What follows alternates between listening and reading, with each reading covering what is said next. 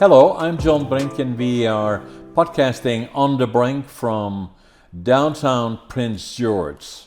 And it is early July, and it is very, very smoky all around us. There are major forest fires all throughout BC, so it's a bit of a tough time for the population.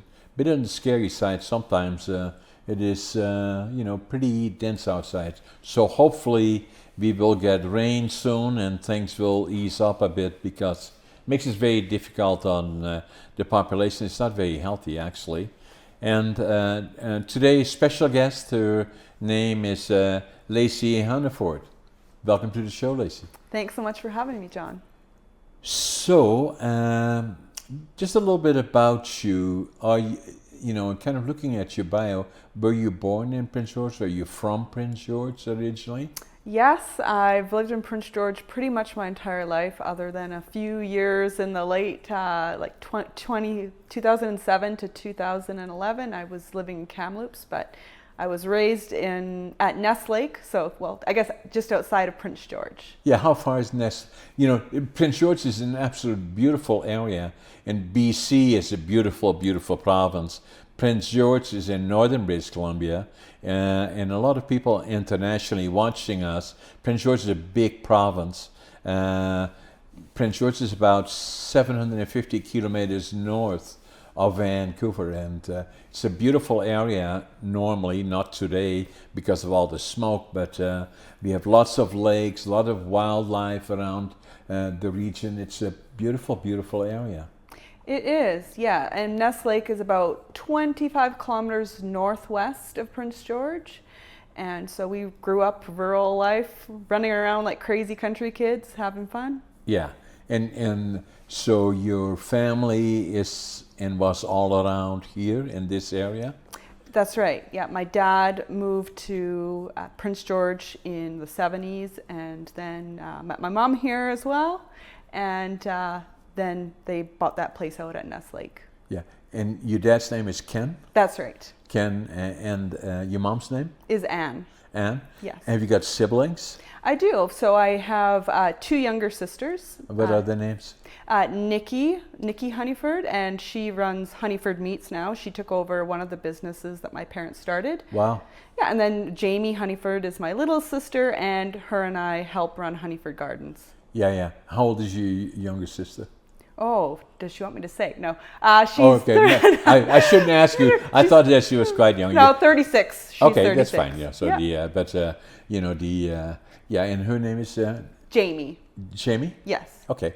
And and your dad was already quite entrepreneurial. In the 80s, he started a vegetable, flowers, and garden center. Yeah, so just to back up a little bit, he was born in Vancouver. Okay. And he was working for Woodward's at the time in the meat department, and we actually have like 3 or 4 generations of entrepreneurs in the butcher business, but okay. My dad's side's a very entrepreneur oriented. Yeah, so he was doing that, but he really needed another business to get him through the summer, and my uncle Sonny in Vancouver was running all these greenhouses as like pop-up stores and hardware stores and things like that. And he told my dad, hey, you should do that. You should do that in Prince George. Nobody's doing it. So it was my uncle's encouragement that actually got him to open up a little garden center in the old Beaver Lumber parking lot. It was Beaver Lumber at the time. Now on the bypass. Yeah. It's now, what is the name? Central Builders. Central Builders. Yeah. And for the summer season, or for about a 6-week season, That's you right. used to have the little center, garden center. Yeah, just a little pop-up shop selling transplants of vegetables and flowers. Right. And to be honest, at the time, he didn't know a pansy from a petunia from any other flower. He went into Especially with meat. Yeah.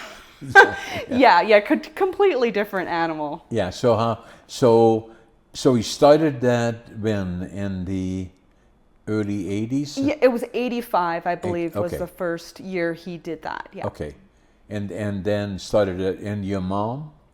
Yeah, so my mom wasn't completely on board with the whole entrepreneurship, so she kind of sat it out for a bit. Okay. But what happened is my uncle was working at Sears at the time, and he knew that the contract for Sears was also coming up, and they wanted somebody to fulfill that. So my dad said, if we were going to do this, you're going to have to help. So she had quit her day job at that point in 1989, and then started running the Sears Garden Center as well. Okay, so and they contracted that from Sears? That's right. Yeah. And then Sears kind of disappeared over time, right? They did, but we... So did Woodworks, that's you. They did, yeah, Woodward's as well. So we did end up staying with Sears until 2017, I believe. So that was quite a long run there as well. Right. And so you said that there's also a meat shop still involved, or... Yeah, where your one sister is working or managing? That's right. So, well, they bought the business now. So, they do all sorts of custom cutting of moose and bear and sausage making and jerky and all sorts of things like that. So, where are they located then? Because I don't know them then offhand. At the original property out at Ness Lake. So it's on. Ness Lake is the property. Yeah. Okay. Lakeside Drive. Okay. And so yeah, good. And so they are, so the whole family is somewhat entrepreneurial. Very much so. Yeah, for the last nearly 40 years, really. Yeah. Right? Yeah, almost 40, yeah. Yeah. So, and so it has evolved since then, right? Very much so. Yeah. And you were quite involved. You are now very involved, obviously, in that kind of looking after that particular part of the business, and then you spend time in the similar business in Kamloops. I did. So at one point in the mid-2000s, Sears had reached out and said, hey, do you want to run a garden center at, several locations, Nanaimo, Kamloops, Kelowna, all that. And I ended up choosing Kamloops because I felt like it was a similar size. The location was good. Right. I also looked at Nanaimo, but it just wasn't practical. So I did spend 3 years running a greenhouse there, but by that time, Sears, the writing was on the wall for Sears, and it didn't turn out to be a very good location. Yeah. So by about 2011, when our new location had opened, the main location at Aquarius Road, it really made sense for us to kind of pack up and come back and focus on as a family running the business. The main location here. Yes. At Aquarius Road? That's right. That's where it is now, right? That's right. And it has grown to be quite large, right? Yes, it was a very small operation when I came back in 2011, maybe 5,000 square feet of growing space, and now it's over 25,000. 25,000, Yeah. Which is big. Is it all greenhouses? If I think about greenhouses, then those are glass houses. Well, in our case, they're plastic poly greenhouses, metal frame and poly. We have a few buildings on the property as well. The property itself is 16 acres.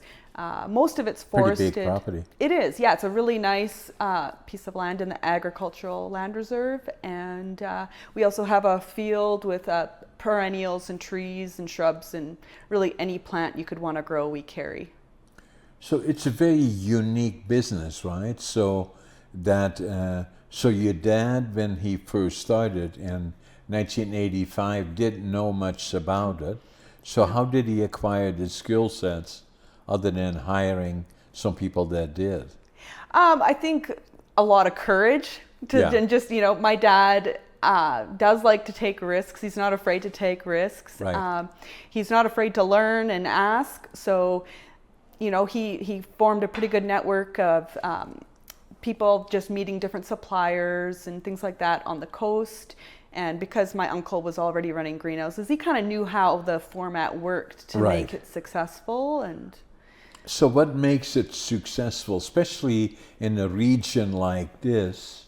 There wasn't all that much around then other than Art Knapp's. It was pretty much it. It was pretty much the only garden center in town. Right. And still at this point, considering how large Prince George is, there's really not a lot of garden centers. No. And so you specialize uniquely in a particular area or right across the board? We do a bit of both. So we try to offer everything from your basic bedding plants and vegetables and herbs and trees, shrubs, berries, really everything that you could want to grow.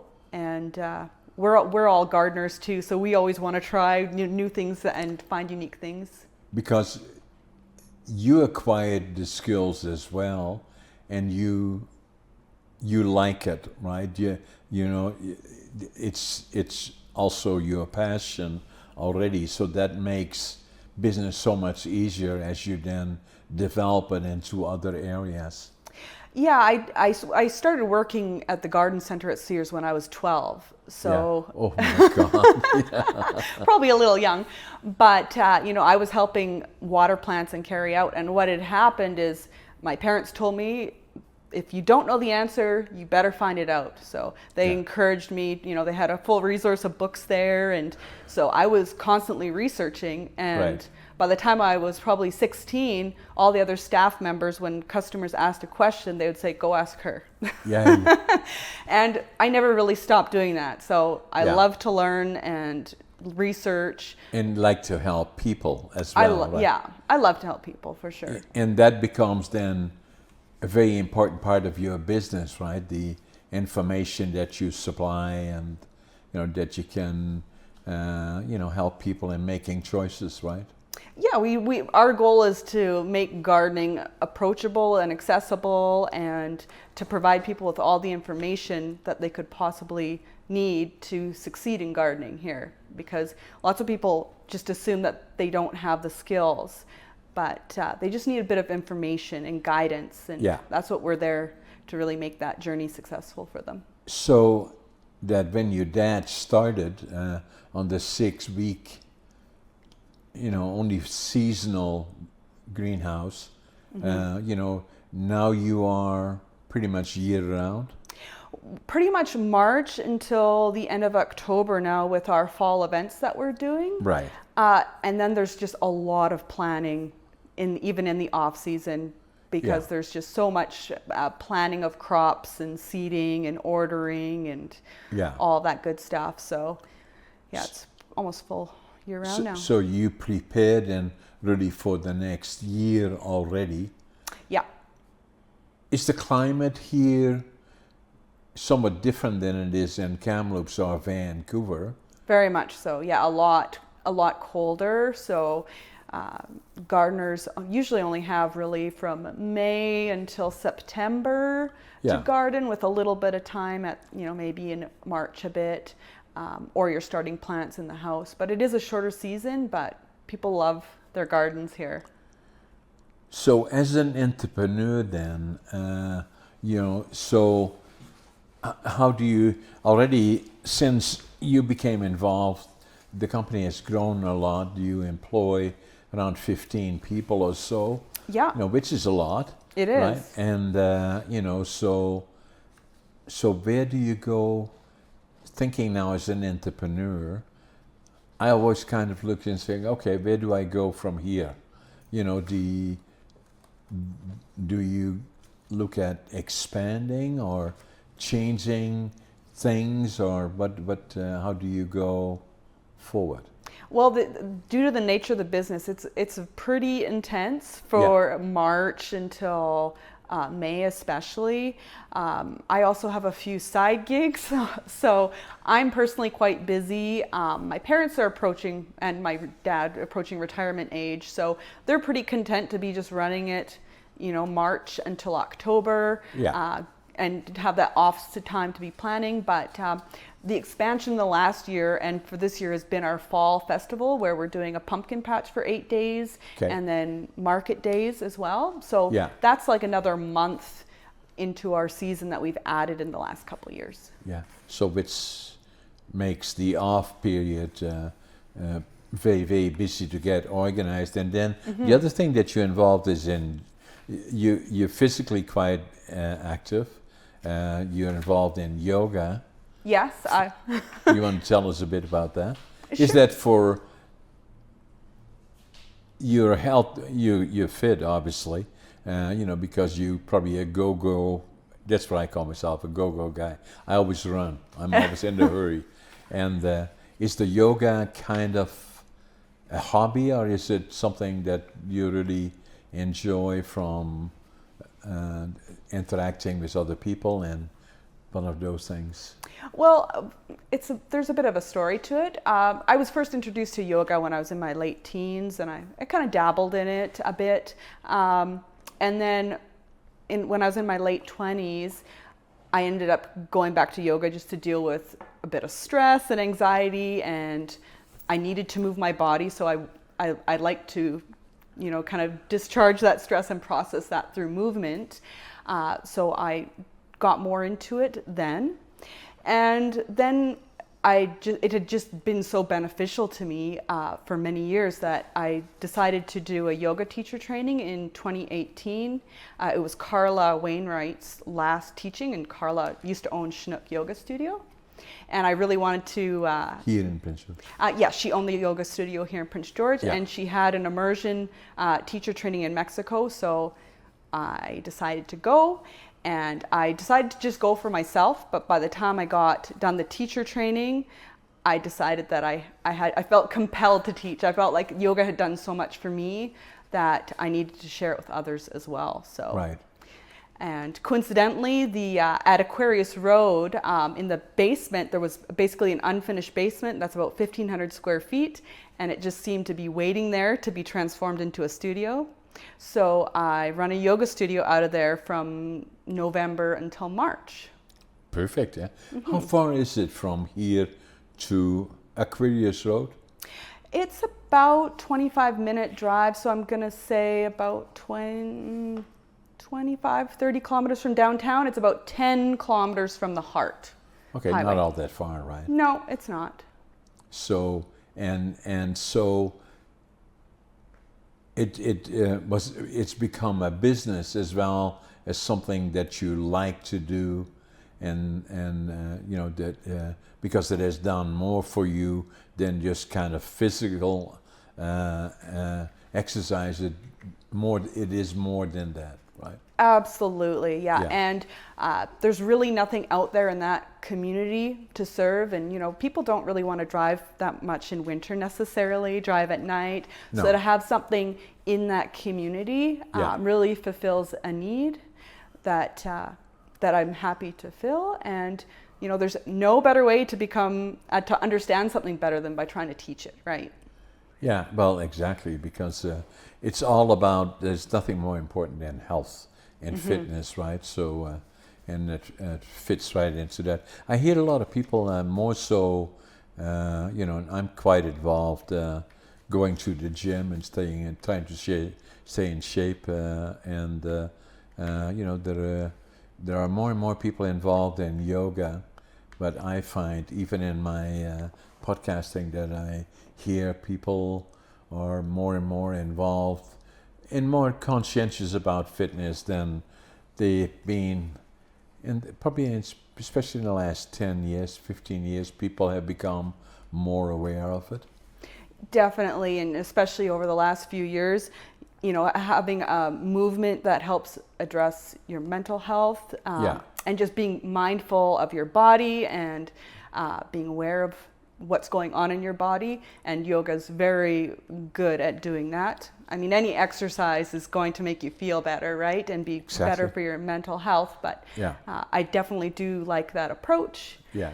And there's so many different styles to explore, and and the same as diet, right? Yeah.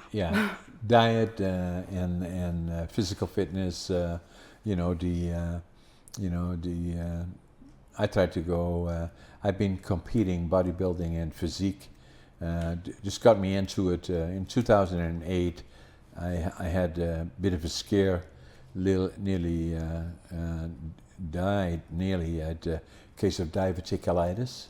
Oh, okay. And they just got it just in time because it, becomes very bad to your internal, and so they, then after that I thought I should probably become more serious about health and diet and staying active physically and going to the gym.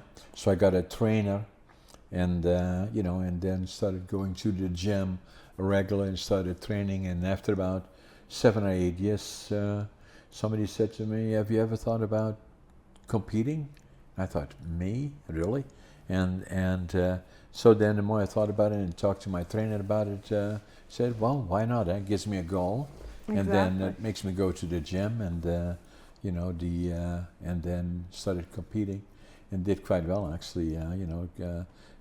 Placed second and third in physique and bodybuilding here in Prince George. Then provincially awesome. again competed, and which qualified me for the nationals and the Arnolds. Yeah, I do remember seeing something about that in the media, seeing your journey. Yeah, it's quite remarkable. And then obviously COVID came, and so I will be 83 in another 3 months from now, but I'm still training again and hopefully start competing again in 24, when I'm 84. Awesome. And I think I'm the oldest competitive bodybuilder in North America. Wow. I'm at and hope to again qualify for the nationals and the Arnolds again in 84. So when I'm 84 and 24, so so what it does is it makes me go to the gym for one, and then the other one becoming more conscientious about diet, and actually I'm writing a book, and I've done about 3 books. I don't know if you've seen any of them. I saw the ADHD Unlocked. Was that the first one?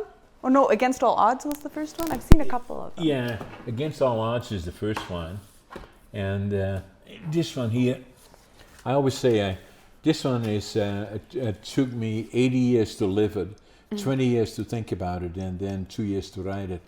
And it's an autobiography, and you kind of have to do it right the first time, because you cannot say, I don't like this one, I'm going to do another one. So so this one is kind of the good, and all the other things, all through all the ups and downs. And I came here in 1965, started from the bottom up, had $25.47 in my pocket, and when I started and dreamed about building a mill, lumber mill, and then this other one came into the picture. That I was not very successful in school, and failed grade 3 and failed grade 7 3 times. And then when I was 57, I was in the bookstore here and opened up a book, and Driven to Distraction, and it talked about ADHD, and I thought, oh my God, that's me, So, and I bought one of the books and wrote in there in Dutch. Actually, now finally I know who I am. And, and I wrote about that and being much more proactive about it, speaking about it.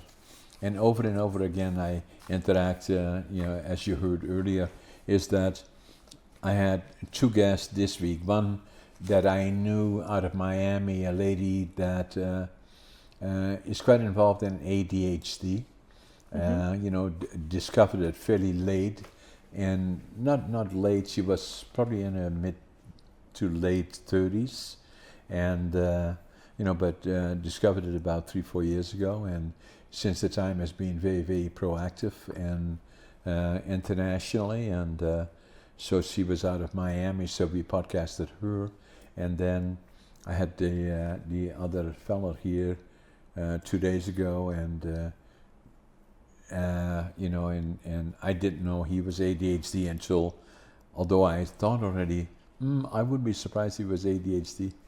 And so what I say about ADHD, this book here, is that I'm a classic example of ADHD, but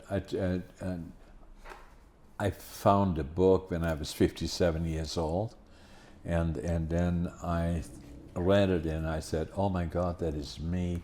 And then I thought, now what do I do? Because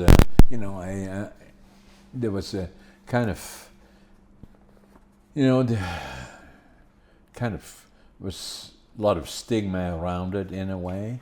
And, you know, what am I going to do? You know, I'm building a business and go to the lenders and want to lend 100,000, a million, or God knows what, build a mill. And then they said, well, I got a mental issue, it's ADHD, and say, have a nice day, you know, good luck. You know, so didn't happen obviously, but you know, but it took me 5 years before I went to my doc, and you know, and although he delivered, we have 2 daughters, delivered them, and he was a friend, and as I came into his office 5 years after I discovered it, I already read about it on Google and did all that kind of stuff. And I said to him, he said, well, hey John, why are you here? I said, I think I got ADHD. And he said, okay, well, let's figure it out, you know, and obviously that's what I had. So by then I was 62, you know, but, and if I look back, you know, it's a classic example of ADHD. And then I talked about it more and more, and then I felt I had to write about it because it's not only the frequency of occurrence much higher than most people ever anticipated. There virtually is not a day that goes by that I don't hear from somebody that either they are, somebody in their circle is, or somebody in their family is. And then ADHD, you know, it's also learning is difficult. I failed grade 3. Nobody fails grade 3, and grade 7 I failed grade 7 3 times, and then they said, okay, well, you know, we're going to do with this guy, you know. So this one also talks about that whole different approach to the classic learning that we do, sit in classes for 4 years. Not everybody are good at that. I wasn't, you know, and you know, and so we're talking about micro certification, where you can, in the training schooling, can focus more on a particular area, add the other things over time, so that you don't sit there, you know. And a lot of the times I would go to school, I haven't got a clue what they talked about, nor did I have any interest in it. And so what I'm saying with this book is that, but is helpful for people that think or may have ADHD, but also for the people around it. I think the frequency of occurrence, both male and female, could be as high as 20%, in my opinion, you know. And so what I'm simply saying is that for anybody you will encounter people with ADHD, and they are somewhat different.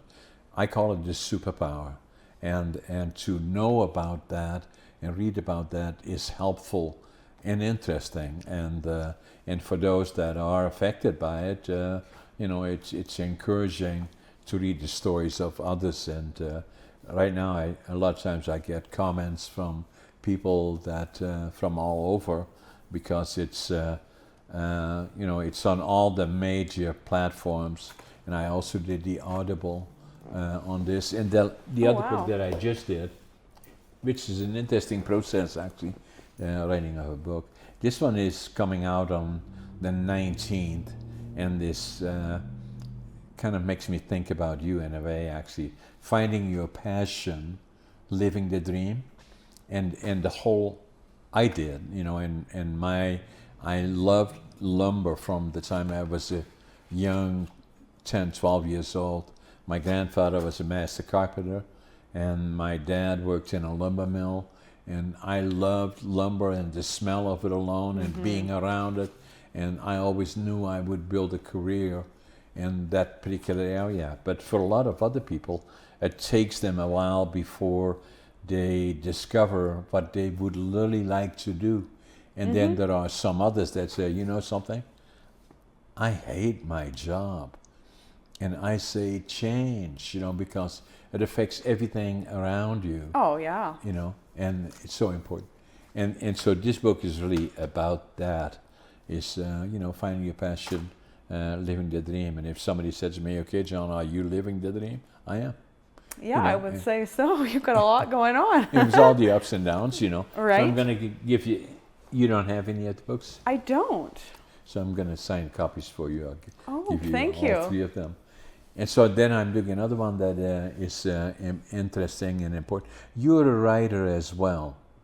Yes, I also did writing. I actually was sort of involved with more of the pulp mills, but I was a technical writer for a time in my 20s, well, about 8 or 10 years. So I was helping write training manuals for pulp mills and gas plants as well. So I had the experience of the desk job, and I actually love to write, not necessarily about that, but it did give me some really valuable skills because I was able to learn how to distill complicated systems and topics into something that, you know, a layperson could understand. Right. Because in a lot of ways, I was the layperson.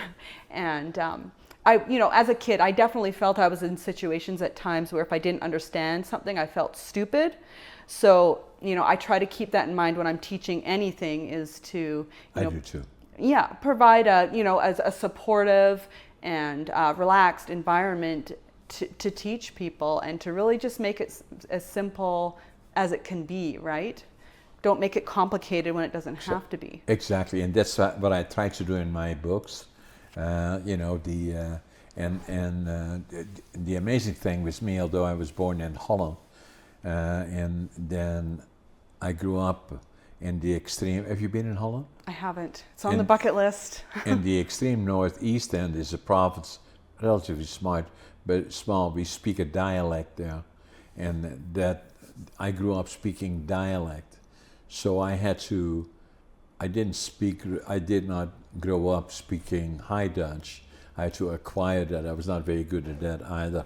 And then obviously from there on in, when I was 24, I came to Prince George, you know, to build a lumber mill, but I didn't speak the English, or I didn't know a soul. I didn't have a job, and I didn't know any. I had $25.47 actually when I came off the bus, but I had the dream of building a lumber mill, and I did. That got you through. And it was still building and going forward, being an entrepreneur. The other one that I'm working on right now is coming out, is should be next June or July, is Living Young, Dying Old.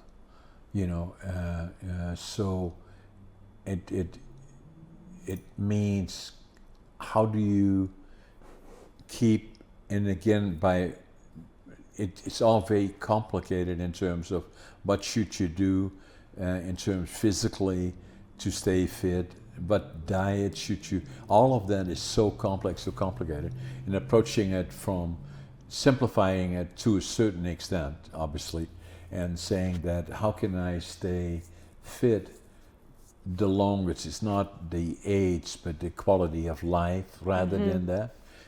So how can you not only maintain that, but you know, can better understand it, but keeps you you know, fit, hopefully the longest. And I think that book should come out next June, and you know, and so far I've been doing pretty good at 83, I think, you know, so. Absolutely, yeah. If anybody should be writing that book, it should be you. Yeah, so be interesting, you know, so that's kind of what I do. And so just kind of talking back about, again, you spent your time, you worked in gas plants, and you were involved in the pulp mills as writing, looking at particular areas. Yeah, training manuals. Right.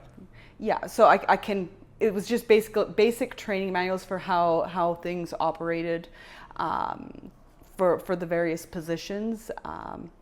And honestly, I can't even remember a lot of it now. I've had so much information go in that it's had to get dumped out. Yeah. Because there was just so much research and things involved. But yeah, they're essential entry-level training manuals to introduce workers to the process. Yeah. And so how long were you involved with that? Oh, probably, it was seasonal, because I was navigating working at the garden center, or running my own garden center. So, right. You know, on and off for about 8 years. Oh, that's a long time. Yeah, it was quite a while. And it gave me a lot of great skills. Yeah. So I'm grateful for that time, and I always liked writing, not necessarily about training manuals, but I had a very strong English background, and Should talk about books. I love to read, and I've dabbled with books, and it's just kind of funny finding your passion, living your dream. My problem is I have so many passions and so many dreams. I have to focus and narrow down. I can't do it all this lifetime. Well, why not? So That's true. Maybe I need to because consider that. so what I did is that I changed. I'll still do this about at least half a dozen or so, 6, 7, 8 companies, mainly the lumber side, and then interior warehousing. Warehousing logistics is one of my companies, and then real estate, residential, commercial, and industrial. Right. And then one of the things that I was not very good communicator. I was always conscientious about that. Probably underlying was that ADHD. I didn't know that I had that, but so I didn't have that confidence of being able to interact well. And then failing grade 3 and failing grade 7. In Holland, there's always a question saying, okay, but how are you going to support a family? What's your career? And say, what kind of diplomas do you have? Well, I didn't have any. So I kind of thought I should start over new again, go someplace totally new, start with nothing, 1 suitcase, 1 set of clothes, 3 books, and then when I came here at 25, 47, and then kind of started right from the bottom up again. So With nothing to lose. then I've been on the communication side. I joined Toastmasters when I was, and that was in 1990, and I was 50 then. I was born in 1940, and I stayed with them for about 10 years, and became a distinguished Toastmaster, which is the highest level. And then, so now what I do is I'm a professional speaker. I do keynotes in different locations, and then obviously, and that was since 2000. I was already 60 then when I kind of really got into that area. And then I started writing books really, although I had worked on the idea for Against All Odds probably for about 20 years. Started, stopped until, so in probably 5 years ago, 6 years ago, I thought if I don't do it now, it will never happen, right? So, and then I got that, and then from there, and the next one, and the next one. So now I'm trying to write 1 book per year. Oh, wow. Yeah, so I got 2 more on the go that will come out in next year. The one, Living Young, Dying Old. And then the other one is about the forest industry. And so that's virtue, and then being professional speaker, then doing this, and then obviously podcasting. And we probably one of the most active podcasters in Western Canada, if not in Canada. We do a lot of podcasting. You do a ton of content, and quite long interviews too. So. Longer form interviews as well. Yeah, do about an hour, and some of them are somewhat longer than that.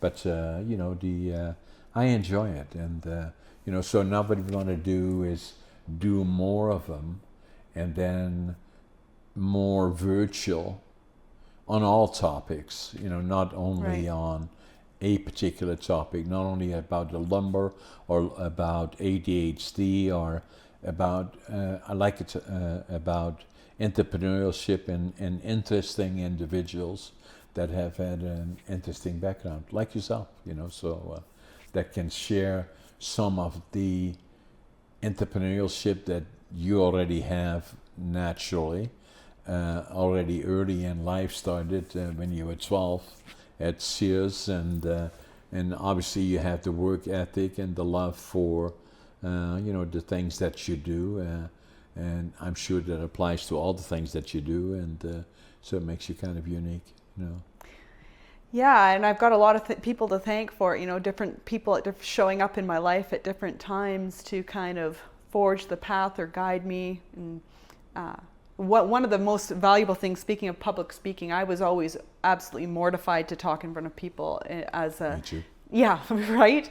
You know, the beginning of the school year, I would dread my speech every single day going to school, but I had to do it because I wasn't going to fail. But when I was in Kamloops, I actually met Mary Kay, National Sales Director, who was a customer, and that's the highest level of achievement in Mary Kay.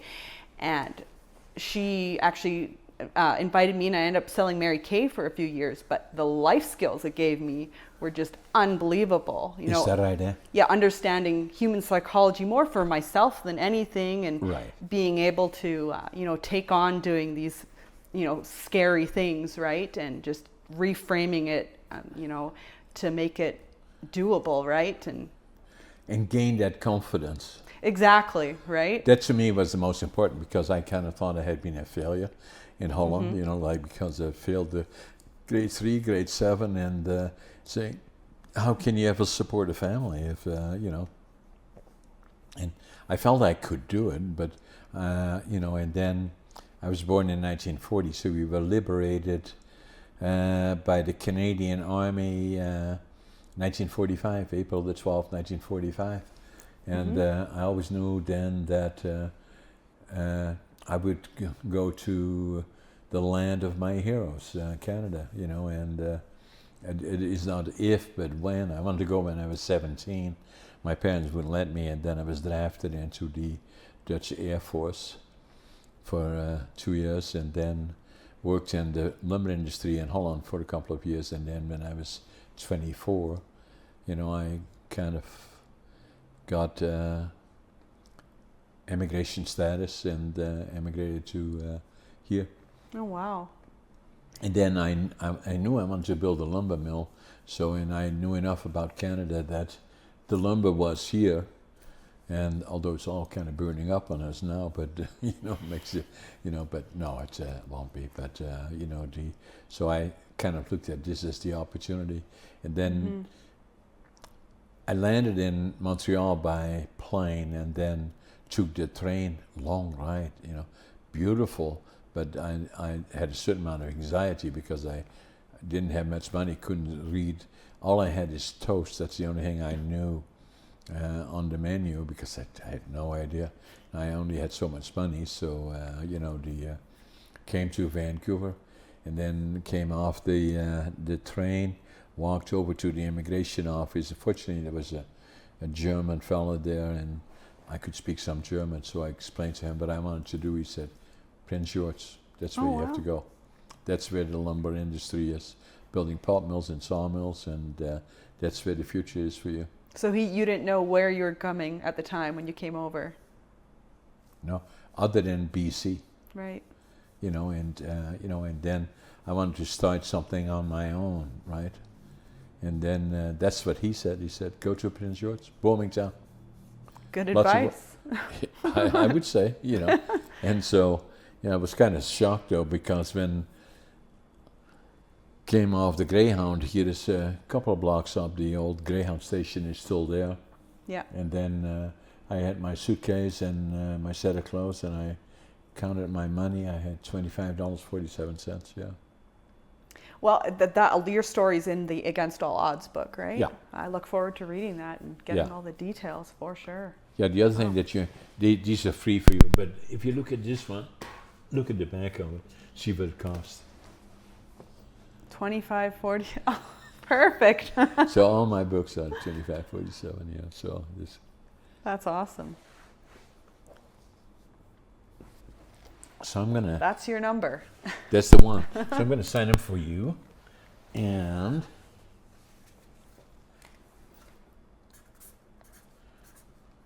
So how do you see things as you go forward, Lacey?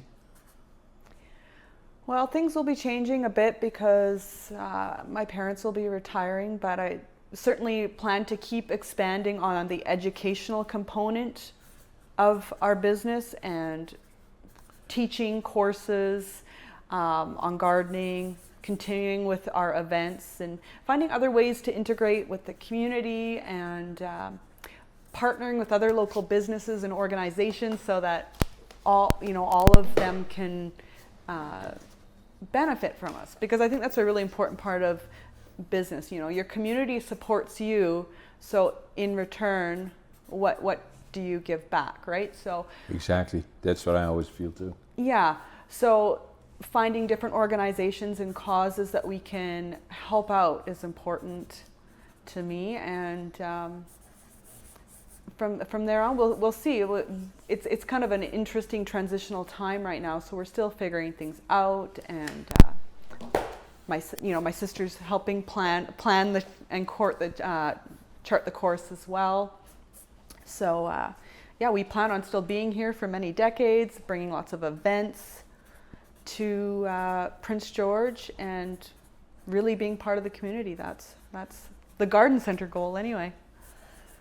So your dad, does he like to read books? He does, yeah. So I'm going to give him a copy of my Against All Odds. Oh, wow. Maybe I'll get Scott to give me a copy here. Scott? Thanks. Great. He thank probably you. said, who is this guy? No, I'm sure he knows who you are. To Ken, all the best. Yeah, what I like to do is, to me, by coincidence, I ended up at, I've seen a lot of people that had challenges with speaking, and they would go to Toastmasters. Mm-hmm. I've never seen, of all the ones that I've seen there, which is probably hundreds and hundreds of them, because I was so long involved, and I became the highest level, probably around Toastmasters, probably in North America, there's probably 400,000 people that are actively involved in Toastmasters. There's probably 6 clubs in town here. And, there are probably several, 5, 6, 7, 8, 9, up to maybe 10 million people at some point were involved and took a certain amount of information that they needed for their benefit. I went to the top, which made me a distinguished Toastmaster. And, that there are only between 0.5% and 1% that will go to that level, that stayed with it as long. But so everybody has to do with it what they want to. But what it did for me, and for all the people that I've seen, I've probably not encountered anybody that was as reluctant as me to go there, because I had an immense fear of I was okay, and about 3 or 4 people around me in my setting at the mill. But as soon as I was outside of that, I had real problems and difficulties. Lack of confidence, lack of a number of things, so, and, that really made the difference for me, and, and it allowed me to go far beyond that. I couldn't have done any of this. No.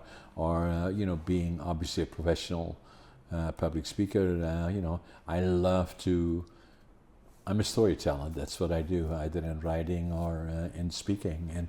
But it gave me the confidence of that. And then I'm a good writer, and and I remember things well, so I've those. But I was just not very good in a school setting, where I have to sit there for hour and hour and what my ADHD mind had just blocked it out. I was in a different world. I'd be in school, and I'm in a whole different world. And if they asked me, what was the teacher talking about the last couple of hours, I wouldn't have a clue. Well, the format is not very stimulating. That is for sure. I mean, I could deal with it, but I did not enjoy it. No. For sure, yeah. Yeah, it's interesting that speaking, I heard somewhere that it's one of the top fears people have, speaking in public. Yeah. So, but there's only one way to work through it. And I was just as scared as anybody else, like absolutely mortified. But you do work through it, and then you realize nothing really bad happens if you mess up. No. And you keep going, and you get better over time. Yeah, but I recommend to a lot of people, they're saying, then try out Toastmasters, the time that I went through it cost $2 a week. It's 10, 15 people in a class setting or in a group setting that all have the same objectives. And, Oh, absolutely, yeah. And it's not only that you become a better speaker, but a better listener as well, which is very important. And to think on your feet, is something very, very important. And, and obviously, it served me well in my business sense. I like to work with younger people and speak in different locations on different topics, mainly motivational issues, either on life issues or entrepreneurship or whatever the topic, or finding your passion, living the dream, and those kind of things. Yeah, and you can reach exponentially more people with your message if you're willing to hone that skill and step out, right? Thousands, even millions of people. And the same applies to podcasting. Podcasting has become so relatively new. 5-6 years ago, there was not all that much podcasting. I did something with Shaw before COVID, and was in a setting of about 30 minutes sessions, BC, the history of BC forest industry, and I did that about 35-40 sessions. It was a bit experimenting at first, and then then COVID came, and then obviously we said, well, now what? So then we decided I had this apartment to create a studio here, and and so that works for us. It's worked out really well. Yeah, and then I like to have it casual conversations, and and that's why I usually say when we start the conversation, well, it's a conversation. We'll see where it takes us, and I know something about you, but but still during the conversation, we can go on different directions. You can interact with me, and and they have been quite popular actually. Well, I love my podcasts, and I love the fact that you have the option, even if it's in Spotify or whatever platform you listen on. Right. You can watch the video, or you can just listen to it, which kind of feels like a resurgence of radio, where it's kind of replaced radio in some sense, when you're just listening to audio, and maybe. So do you do podcasting yourself? Do you have a podcast? I don't at this time. No. I've considered it, either gardening based or yoga based. Yeah. But that's definitely been, in my realm, but and on my mind. But I just haven't, dove into researching what that would actually take to do. So I guess that would be the first step.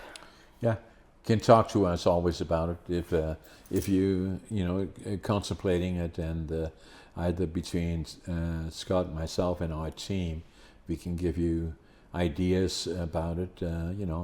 I find it very interesting, very stimulating, good for me too, because I have to interact with the guest and to keep it interesting. But we've been quite successful.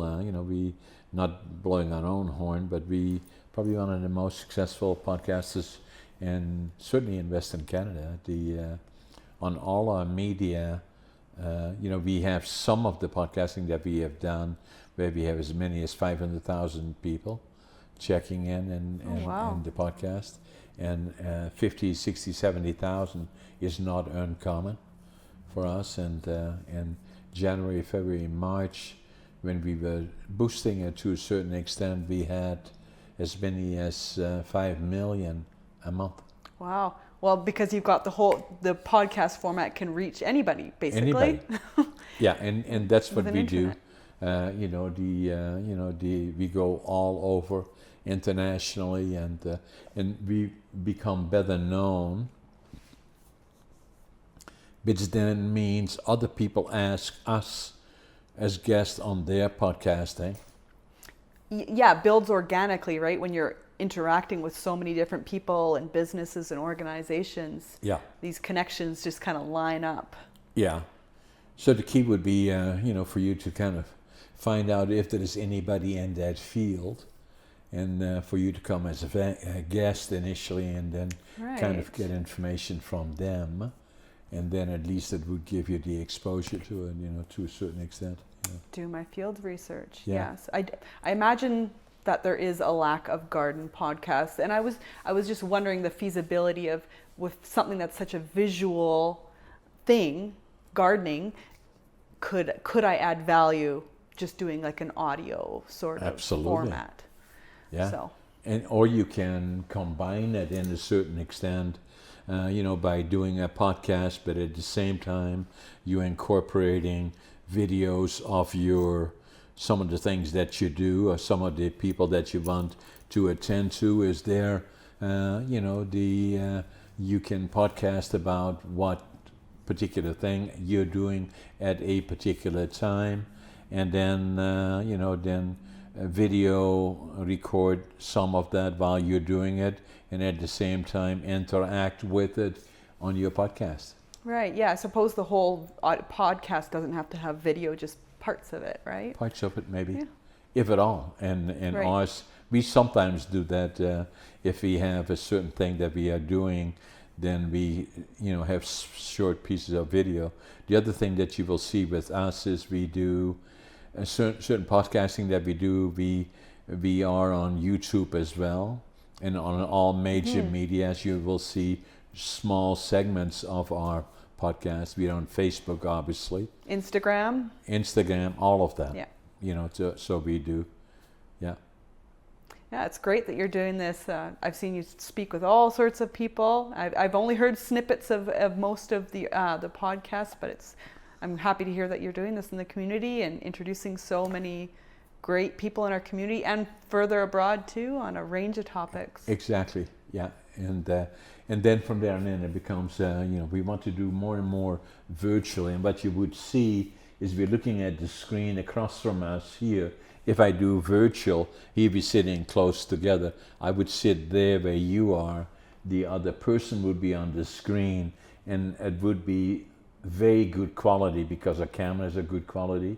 And the other person would be on the other one on the other side, and we usually talk to them before to make sure they have the right background, the right setting. Right. And then from there and then, Jeff or whoever is doing our cameras, they switch between the two individuals. It would look the same as you see on CNN. You don't even think about it, that they are in two different locations. But like what we had earlier this week, we had the lady was in Miami and I was sitting here, and we podcasted for at least an hour. Yeah. Very interesting, all over the map, and it was very interesting. Nice. Anything else you can think of, Lacey? So the season is, you're still in the middle of the season. The busy period is May till end of June. Yeah, maybe even May till middle of June is the busiest, and then it kind of settles down for the summer. Right. But once people get their annuals and their vegetable gardens in, often they start to take on landscape projects. So that's when they're coming in for landscape projects. Right. Or got family coming and they want to, spruce up the home or cabin. So you have people coming in for that. Yeah. And then when we get towards fall, then we switch to fall bulbs like tulips and daffodils and garlic. Garlic's a really popular and easy crop to grow here. And then we'll be doing our fall festival activities with the pumpkin patch and having several markets and a night market and things like that. Okay, so now I'm listening to this podcast, and then I say, hypothetically speaking, we bought a new house, or we're going to buy a new house this fall, and I kind of want to know what I should do with the yard. That's something that, should I go to you and you can help me kind of deciding what I can do with my house, and how can I make it attractive? Yeah, we do some of that work where we offer consultations and Or it depends how simple or complicated you want to make it in terms Right. of how much you want to invest in your landscape. But you can bring us measurements and photos, and we can help you pick out things in the store, or we can offer you a consultation where we come to your house and take a look at what your soil is like and have a discussion about how much maintenance you want to do and what you like. I like that part because then, hypothetically speaking, although I'm not very good at that part either, my wife would be more so than I am. She would be very actually, but still to have somebody professionally involved, I think would be, and bits would be from a cost perspective quite competitive because you gain a client then, and that's that's all part of your business as well, right? And one of the courses I do want to offer is a more in-depth course on designing your own garden and landscape and choosing the right plants. Because I've talked to lots of people who, if you don't know what you're doing, you can easily waste hundreds or thousands of dollars planting things. Exactly. The wrong plants for your yard, Exactly. or missing some key points, and so it can be worth bringing in a professional that can tell you, hey, this is what's going to work, this won't. Have you got a website and a phone number? Or Just best to reach out to us through Hunniford Gardens. So the name of the company is Hunniford, Hunniford, Garden, Gardens, and it's at Chief Road in Prince George, right? That's right. And the phone number? It's 250-967-4325. 4325. Yeah. So one of my side businesses, we sort of do the consultations as a side business. So one of my other side businesses is called Garden Freak Flower Bed Design. Okay. And I'm just kind of not doing a lot in it right now, but we do offer the consultation service. But best just to reach out through Hunniford Gardens to set that up as well. Okay. And the consultation service is separate? Yes, it is. Is there a separate phone number for it? Or? Yes, my cell number is usually the best way to reach. And that's the one you just gave us? That's Hunniford Gardens, but my cell number is 250-614-3965, and I can be reached that way as well. Okay. Lacey, thank you for having you. I'm going to give you a hug, but we'll do that after. Sounds great. Thank you. Be my guest, and I hope your dad enjoys the book. Oh, I'm sure he will. And you enjoy the books as well. I will. My fall and winter reading. Thank you for being my guest. Thank you so much.